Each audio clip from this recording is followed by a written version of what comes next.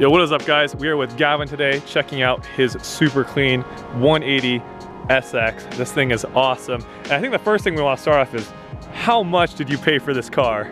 $9,900. That is insane. Why did you pick this car? Big fan of Adam Millsy, to be honest. Okay. Not gonna lie.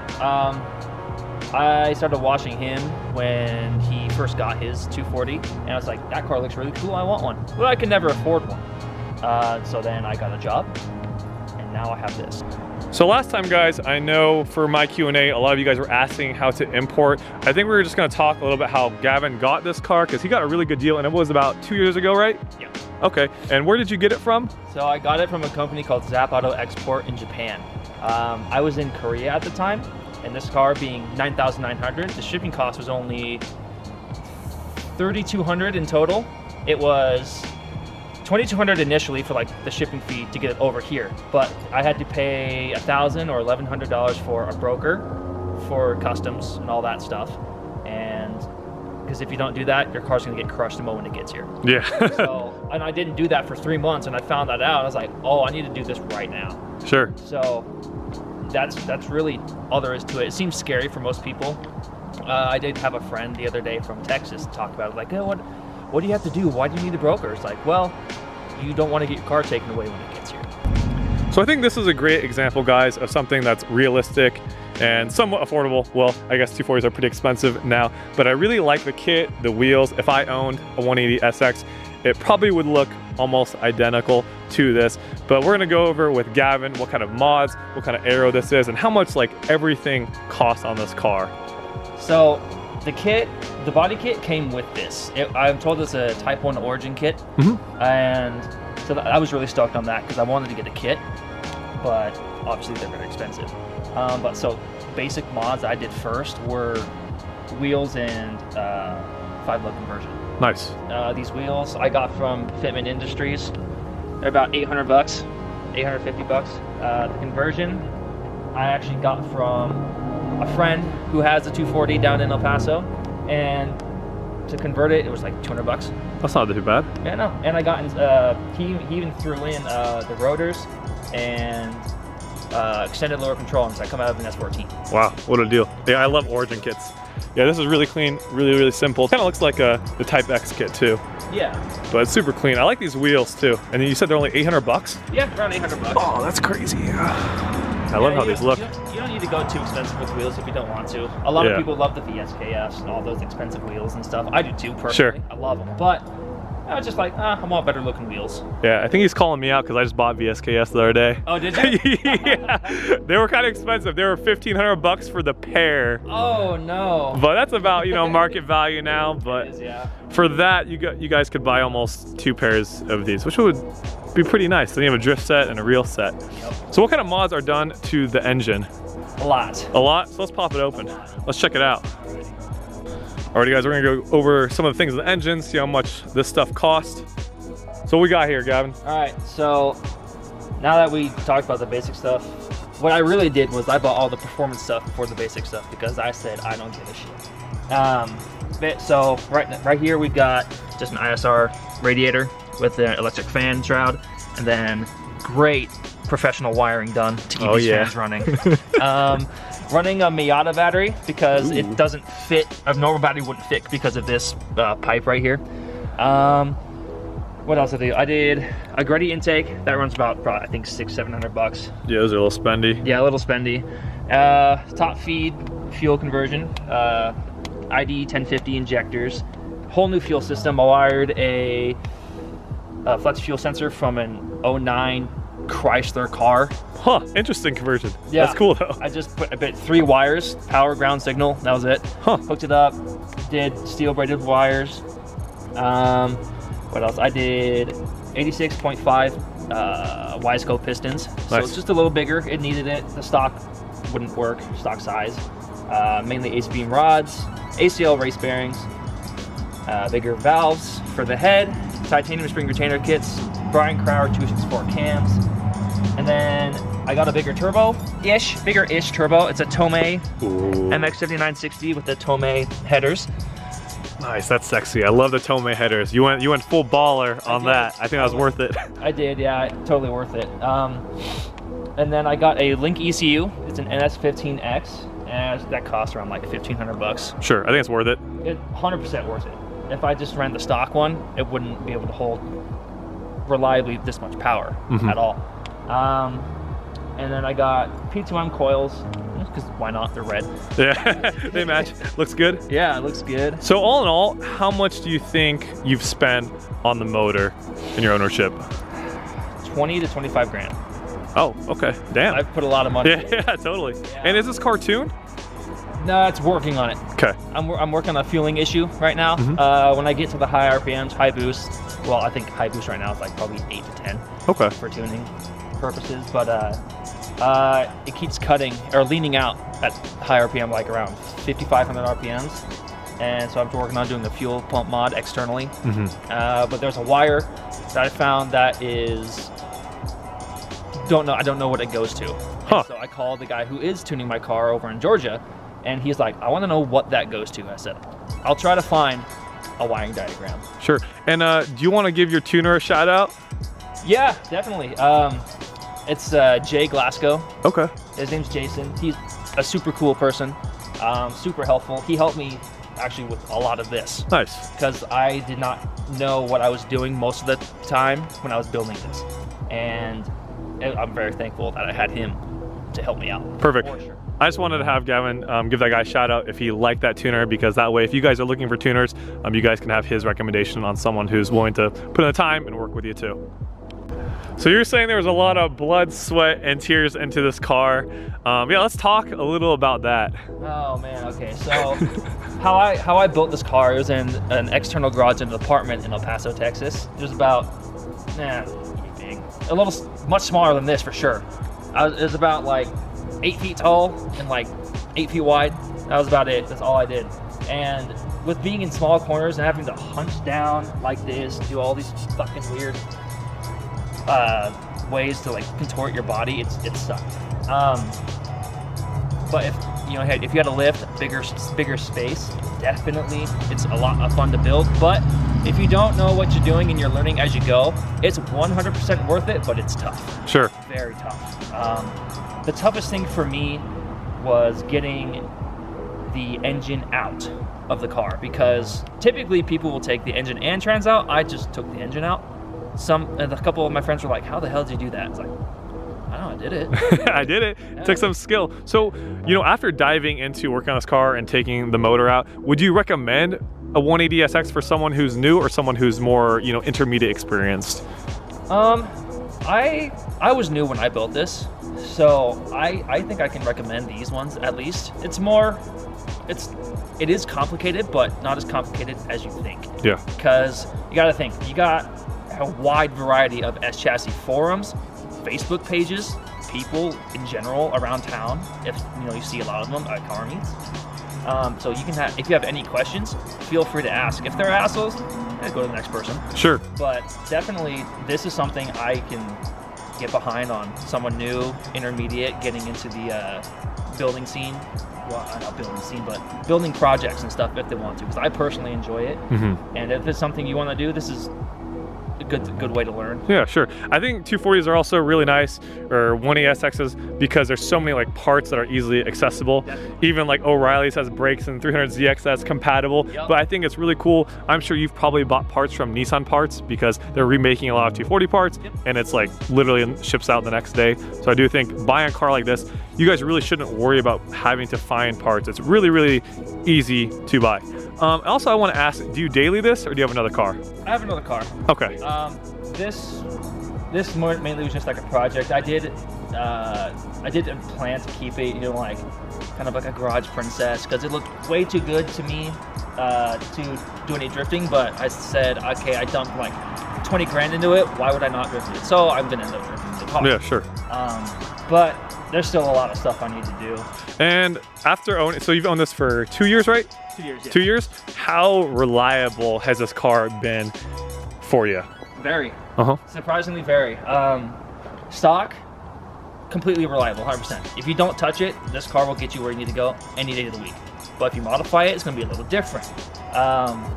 Since I did a lot of fuel mods and I put more power, that more power requires more fuel, right? So the more fuel that this takes, it's going to consume it much faster. And then if you drive it like you're going to drift it and all that stuff, and you obviously love hearing turbo sounds, like I'm sure everyone does. Absolutely. That's why I buy these cars. Yeah, it sounds so good. But there's a lot of things you have to consider when getting into it, definitely, for sure. Is, okay, cool, it's great having this car, but can I daily this? Not necessarily. You can if you want to, but you gotta factor in your gas pricing and all that stuff in wintertime, of course. Obviously, it's not really gonna be winter up. Yeah. So definitely keep this as either a project, or if you want to keep it stock, you can definitely daily this car. Yeah, and I think that's really important. A lot of people think cars like this are not reliable, and it really comes down to like how well you take care of a car. Like for my T40, I've probably put like $800 worth of maintenance, never broken on me in the last 4 years. Yep. And just like Gavin said, obviously with some power, there'll be some, depreciation of like reliability, but it sounds like he's, built a lot of high quality parts for this car, and it's been pretty, reliable for him. So just another thing for you guys to consider is like it really matters on how well you take care of the car. All right, man, you gotta tell me what's up with all the anime titty girls. What's the story behind those, Gavin? I'm just a sucker for them. Yeah, look at this interior, guys. It's nothing too crazy, but it's super clean and mint. So we got a NRG steering wheel? Yes. Quick release? Not steering wheel, but hub adapter. Hub? Quick okay. Release. The steering wheel came with it. I don't know what it is. Okay. Then we got a boost gauge? No, it's actually a coolant temp gauge that doesn't work. Oh, okay. That came with the car, and I just never touched it. Well, it looks cool. Yeah. Got a shift knob. Got a half cage in there. Nice. Yeah. Oh yeah, I actually didn't notice that, guys. Check that out. Go strut bar in the back. I have one for the front too. I just have to put it back on. All right. So, what is your favorite thing about your car? If I'm gonna be honest, just driving on the right side of the car. Yeah. I love it so much. I've always dreamed of doing it, and to me it feels good. It took me about a week to get used to, because obviously here in America we drive on the left side of the car. So if we're in 2-lane, we're the closest to the inside of the road versus being closest to the curb side, so to speak. So when I was driving the car, I was in the middle of the road. Yeah, that's what I struggled with too. Yeah, it was tough, but other than that, like after a week, it was super easy. Oh, another thing I like too is it's manual. Everything's the same. That's one of the questions that kind of it surprises me a lot. It's like, is it different? Like, when you shift with your left, but you press the gas pedal with your left foot instead of your right foot, it's like, no, it's all the same. Yeah. And the only difference is that when you're driving in a left-hand drive car, you're going from in to out, because 1 through 5, all that stuff. But for this, it's out to in. It's just coming toward you. Yeah. Everything's the same. I think that's another thing too that I thought was going to be an issue, but all the pedals are the same, but you're shifting, first, everything's just with your left hand. So it's pretty easy to get used to. And for me, I'm not sure about you, but turning hard lefts, like merging onto highways, was the hardest thing because I wasn't used to feeling where this part of the car is, and I felt like I almost hit a couple people. So I don't know if you were the same way, but that's how I felt. The same way. And then one of the things too is when I'm sitting in here, I want to go right, I literally have to pull on my steering wheel to look out left because I'm facing this way so I can get ready to go and not straight. So I'm trying to get into the habit of facing straight and then turning because I can't see. Oh yeah. I can't see when I'm turning the car wanting to go right. I'm looking left and I can't see. But you guys, if you get a right-hand drive car, it will all make sense once you get behind the wheel, drive around the parking lot. It's not super hard or anything by any means. Not at all. So we went over what's your favorite thing. What is your least favorite thing about this car? If you have one. I don't. There you guys have it. I wouldn't have a least favorite thing about this car either. I think it works too. Let's see. Yeah. Oh, these work. Power windows, guys. That is so sick. Yep. Was that factory or like an extra feature with the moonroof? I think this was factory. Do both of them work too? Yeah. Oh, that's so cool. Wait, I think my Skyline had that too. I'm not sure. I think it did. If I remember, it's been so many years. Oh, that is so gangster, guys. That's awesome. So, luckily, I didn't find much rust on my car. I was like, oh, sick, I scored. But I pulled the floorboards to do some wiring stuff to get through the firewall. There was some rust there. So if you are ever looking at buying a 240 or 180 and you think it's in a rusty area, like rusty state, rusty country, you can take a look there. What are the other spots? I think the strut towers. Yeah, strut tower is definitely the main one. Yeah, those are the main places, especially in the rear. I've found recently too some more rust, but it's only surface rust. Okay, that's not too bad. No, it's not bad. I mean, otherwise, this car looks really, really clean, guys. But if you guys are looking at one of these cars, I definitely recommend, if you're looking at a dealership, you know, that's in Japan or having someone import it, definitely have them throw it on a lift if they're willing to do that. And if there's one already in the States, definitely have it checked out. I don't think there's anything wrong with paying a mechanic to look at it. No. And so earlier in the video, we talked about the guy, Jeremy. So he doesn't just own, like not own, but he doesn't just get cars or whatever and gets into a shop or anything. He actually will drive hours to go look at a vehicle to your specifications. Obviously, it's going to cost a bit of money, but as say there's a report card and it's all going to be based by letters and numbers. I forget how that works, but if you want a car that's pristine, it's going to be much more. And he'll get you the price. If it works for you, it works for you. But if you're just looking for something basic, he will find that car for you. If you want to import and everything, if you want to just look locally, obviously it'll be a little bit different. Then you can take it to a mechanic or a dealer to have them look at under anything. And I would recommend people who know more about street cars, drift cars, or anything. If you take it to a normal dealership, some of them might not know where to look. Yeah, and he sounds very experienced because I follow him on Instagram as well, and he's always importing cars. So I feel like when you have like an independent person like that, they don't want to buy you a shit car because they want return business. They want, you know, you to say, hey, I got this nice 180 SX from this guy, and you're going to send him business. So I think someone like him who's very familiar with S chassis, GTR, Skylines, just cars like that are probably going to do the best at picking you a good car. Or if it's like shit, they're probably going to tell you, hey, don't buy this car. Exactly. And there's actually, with you saying that, that reminded me when I was working my job, before this car, I was looking at an RB25 R32 Skyline. It was going to be for $9,000, RB25. It was all good to go. I was going to buy it, send the guy the money, and the next day, he sent me a message saying the engine blew up. Oh, shit. So I was like, well, I'm glad I didn't waste the $9,000 on that. So that's something definitely I would also look into as well. It's like the condition, what's been done to the motor. Because if you get a car that's been molested and everything and touched anything modified, it's going to be a little more scarce on getting it. So that's why a lot of people say buy stock, and which is 100% true. I bought this stock. It was perfect. And I built it, of course, modified it. I know it works good. So if I were to sell this, which I probably ever won't, I would tell the person, hey, this is exactly what I did to the car. It ran reliable before I built it, and it runs reliable now. Nice. And I think that's really important. I know you guys know I, push that really hard. It's really good to buy car stock. And, he's done all the modifications to this car, all the engine mods, so he knows the ins and outs of this car. But I think that's why it's been really reliable for Gavin, is because he, really tried to find a clean one and buying it stock. How do you afford this car, and what do you do for a living? Well, right now I just work as a mechanic, but when I bought this car, I was actually in the military. But don't get any ideas thinking the military will give you tons and tons and tons of money. They won't. You just need to save. That's what you have to do. I was in a different country, and I was saving money, saving a lot of money.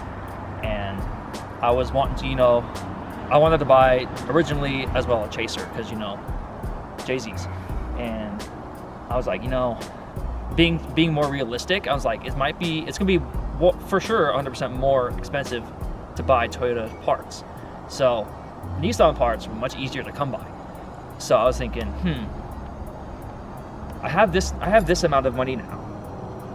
I can buy this for 9.9 like I did, and then I put a lot more money into it. Now I can enjoy this car versus if I just buy a car for say I save $25,000, I pay $25,000 for a car that's stock that you can still enjoy, but you won't have any money to do modifications if you want to again. So I think it's smarter to save that money with a good job, of course. Yeah. And I think we were talking earlier, even part-time in a year and a half or two, you can get something like this hopefully in good condition. Yeah, hopefully. Fingers crossed. Yeah. I mean, it's a little bit harder now. When I bought my Skyline and when you bought this car, I feel like nicer cars are getting more like scarce because like everyone's trying to flip these cars. All the, you know, big name importers are finding the cleanest ones. It's just really hard to get them for good deals. And that doesn't mean good deals don't exist. I did see a 180 for like 18 grand a couple of days ago on Marketplace. I think the prices have dropped a little bit, guys. But hopefully, you know, it stays that way. So hopefully you guys can afford one. You can't get one for 9 grand anymore, but hopefully a good deal. Yep, definitely. And some people have told me I could sell this thing for like 23 grand. I definitely don't think I can. Yeah. I may have put that much money into the car, but I think if I were to sell this, I could probably get 15 out of it. Yeah. That's like the most. And some people blame influencers, like the obvious Adam LZ. Of course. He's not to blame. He just has done all this stuff. He's made the car popular, and people think that the prices they put are worth what they are. And most of the time they are. These types of cars, because, you know, 240s with SR swaps, you know, 5-10 years ago, you could probably buy one for, you know, 5-7 grand, 2 JZ swapped one for like 12 grand. Yep. But I definitely think it is realistic. If you guys, you know, have a part-time job, you're living at home, not paying rent, it's definitely obtainable to get a car like this because they are out there for like 15 grand. And I think this car definitely is worth 15 grand in today's market. You know, maybe to someone looking for something specifically like this, I think it would be, you know, worth in that 18 kind of range. Yeah, let us know what you guys think this is worth. I think it would sell pretty fast for 15, probably in a few weeks, but I think if you held on to it for a couple months, I think you probably could get 18, 20 grand. Because I did end up selling my S13 for 16.5, and I don't think it is quite as clean as this, but you know, it did have some rear aero on it. I'm so sad you sold that car. I know, me too, man. It's a beautiful Acura. I'm just gonna show you guys a quick walk around of this car again. I really like the Origin kit and these wheels. And if I had a 240, I know I mentioned that before, it would probably look like this if I had an S13. I just love how simple this is. I think I just put the 180 SX kooky taillights on and it would be complete for me. It's gonna happen?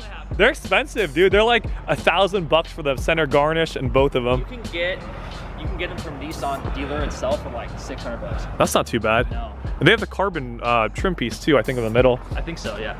That says like RSP 180 or something like that. 13. Yeah, right there in the center. The kooky taillights look so good on this. And how much did everything cost? Breakdown of everything so people watching this video have an idea. So the car itself was $9,900. Okay. Good price 2 years ago, and even today.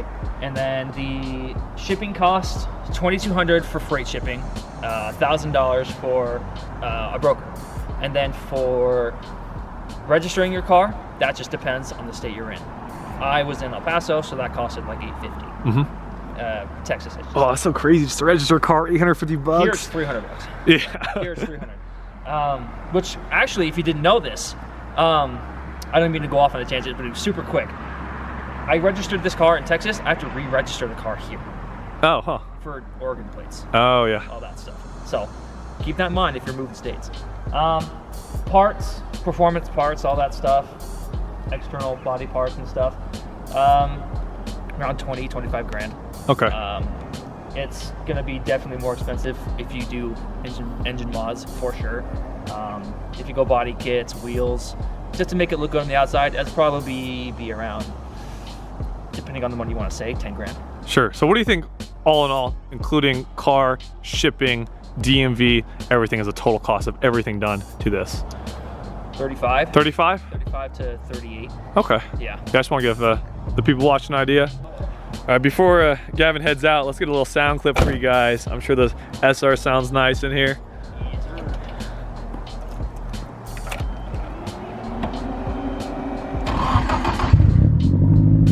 Ooh, nice little rumble.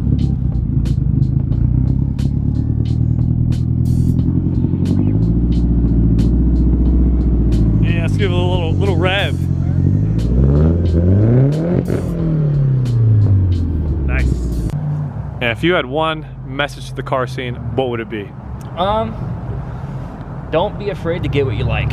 You don't need to get the same thing that I do. Like, because a lot of people have these. I've gotten a lot of shit because, oh, it's just another S13, but it's like, it's my S13. Yeah. I like this. It fits me what I like. So if you want to get an E46, you want to get a Skyline, a Supra, good luck with the Supra. Yeah, good luck with the pricing nowadays. Oh yeah, but if that's something you want to get, IS300, all that stuff, get it. Who cares what other people think? It's what you prefer. It's what you feel the most comfortable getting. Just don't be afraid. Just kind of go around, meet people, ask questions, and they can even give you information about buying a car. Sure, Yeah. absolutely. Well, thanks for showing us the car. Of course. Peace.